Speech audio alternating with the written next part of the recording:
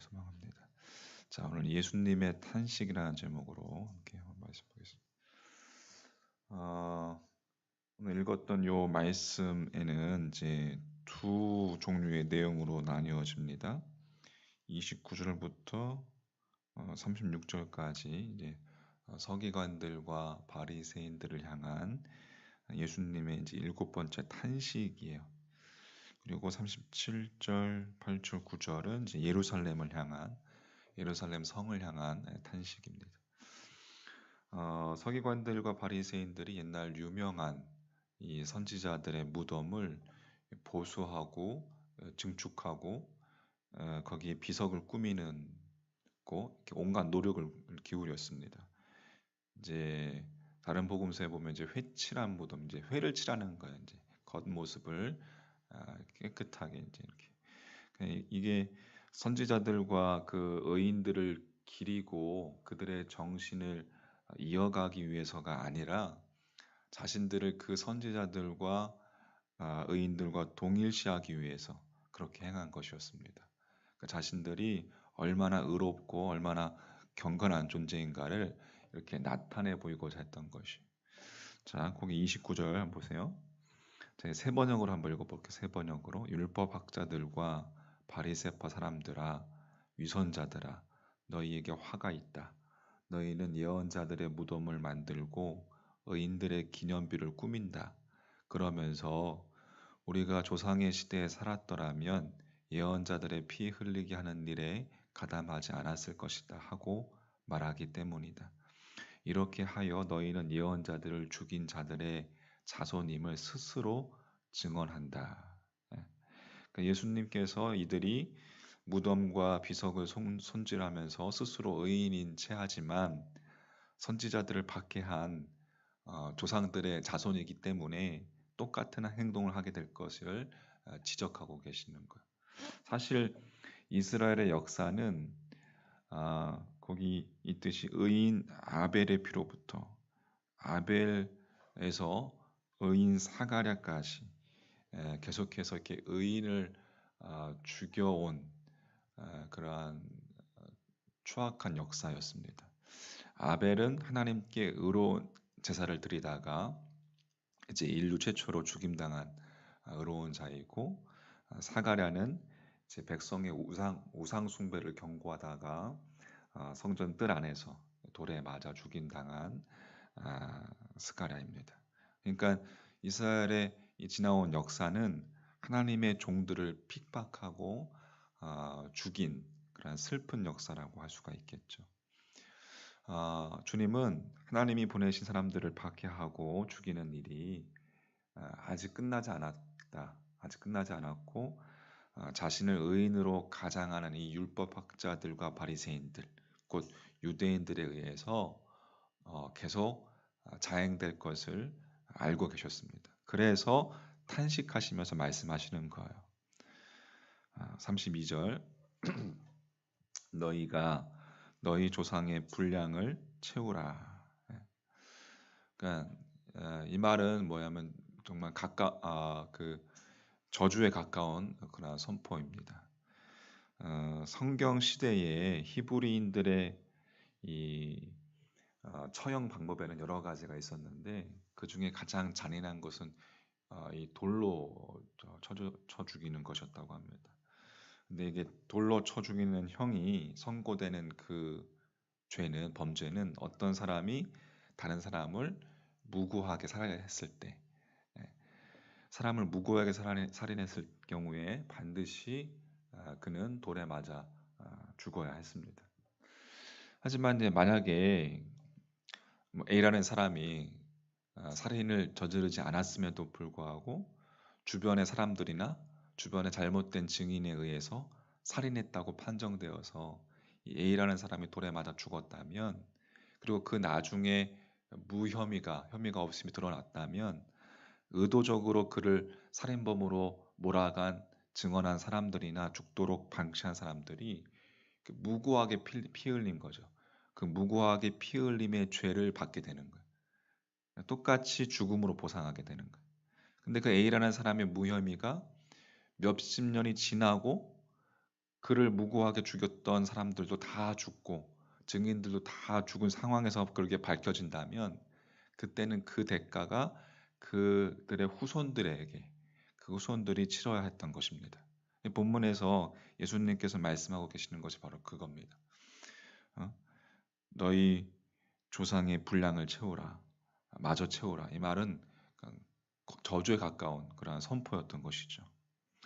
자, 이렇게 선지자들을 죽이고 선지자들이 증언하는 예수님을 장차 죽일 것임에도 오히려 가증스럽게 그 선지자들의 무덤을 화려하게 꾸민 것은 회칠한 무덤 같은 그렇게 바리새인들이 보여주고 있는 위선이었고 외식이었다라고 예수님께서 꼬집어서 지적하고 계시는 것입니다.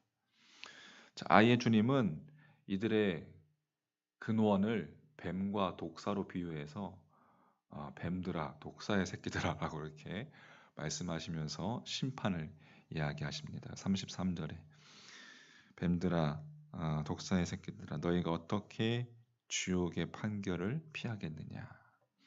또 36절에 내가 진실로 너희에게 이르노니 이것이 다 이 세대에 돌아가리라.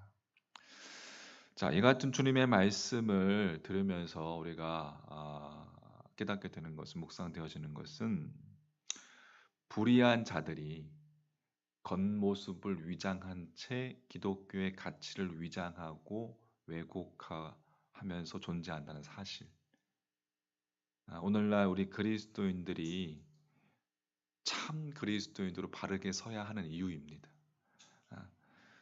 그렇죠? 우리가 정결해야 할 이유입니다. 우리가 어지러운 시대 속에 살고 있습니다. 이단들, 우리가 여러분들은 잘 접하지 못해서 그렇지 장난 아닙니다. 그죠? 뭐 이단들도 지금 코로나 팬데믹 때문에 온라인에서 아주 포교 활동을 여러분 하고 있습니다. 위장한 채 아주 평화롭게 뭐 안산홍 어머니 하나님 뭐 등등. 제가 어제 잠깐 준비해서 봤는데요. 유튜브 들어가니까 그 하더라고 이렇게 막 그렇게 세미나도 하고 뭐 실시간으로 이렇게 하더라고요. 그 모르는 사람들은 그 들어가면 이게 무슨 이단인지 뭔지 모를 거 아니에요. 여러분 참 어지러운 시대 속에 우리가 마지막 때에 많은 이들이 보이는 것에 현혹되어서 무엇이 진리인지 무엇이 예수를 진정으로 따르는 것인지 분별하지 못하고 또 분별하는 지혜도 없고 넘어지는 것을 우리가 보게 되는데 겉모습에 우리가 현혹되지 말고 그 존재를 볼 수 있는 영적인 분별력이 여러분 필요합니다. 할렐루야.